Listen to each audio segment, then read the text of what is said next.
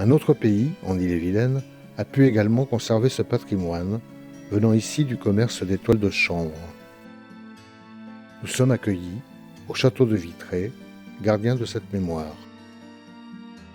Il n'y avait que du chanvre, c'était la seule plante qui était cultivée et qui était vraiment travaillée par tout le monde. C'était l'industrie, il n'y en avait qu'une. C'était cette industrie et qui a fait la fortune et la réputation de Vitré.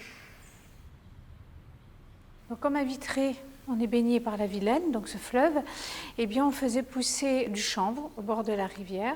On en extrayait la fibre, on la tissait et on en faisait des toiles. Donc des toiles qu'on appelait des canevas et qui étaient très résistantes et qui servaient surtout à faire des voiles de bateau, des toiles d'emballage et des sacs pour le transport des marchandises. Les marchands étaient regroupés en 1472 au sein d'une confrérie qu'on appelait la confrérie des marchands d'outre-mer. Et ils allaient ensuite par les mers, donc par le port de Saint-Malo et par le port de Nantes, dans un premier temps aussi, vendre ces toiles, mais dans le monde entier. En 1526, c'est le baron Guy XVI qui va régir la fabrication de ces toiles. Il fallait qu'elles répondent à des normes très strictes de poids, de taille et de nombre de brins tant à la verticale qu'à l'horizontale. Donc une fois que ces toiles étaient vérifiées dans la halle aux toiles qui était devant l'église Notre-Dame, une fois qu'elles étaient validées, les marchands pouvaient apposer leur marque dessus et elles étaient officiellement des canevas de Vitré.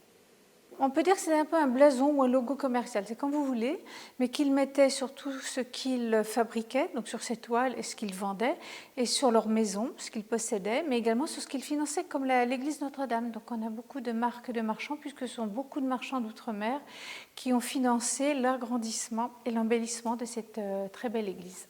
C'est vrai qu'au départ, quand on a commencé à placer ces marques, elles étaient assez simples. Souvent, c'était les initiales des marchands. Et puis, petit à petit, elles vont se structurer. Il y a beaucoup de ressemblances, notamment des mâts verticaux qui ressemblent donc aux mâts de bateau. On a le 4 de chiffre qui apparaît sous forme de chiffre ou alors de forme symbolique.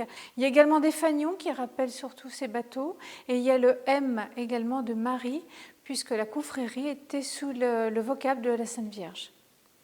Alors, ce qui est intéressant de savoir aussi, c'est que ces marchands étaient, pour 40% d'entre eux à peu près, protestants. Mais que catholiques et protestants s'accordaient parfaitement, s'entendaient très bien.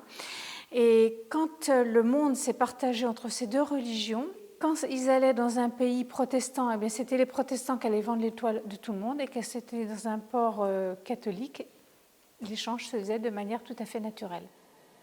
Les dînantes entre eux, au contraire, ça a parfaitement favorisé leur commerce, mais quand il y a eu cette révocation, les protestants ont dû faire le choix de la conversion ou du départ.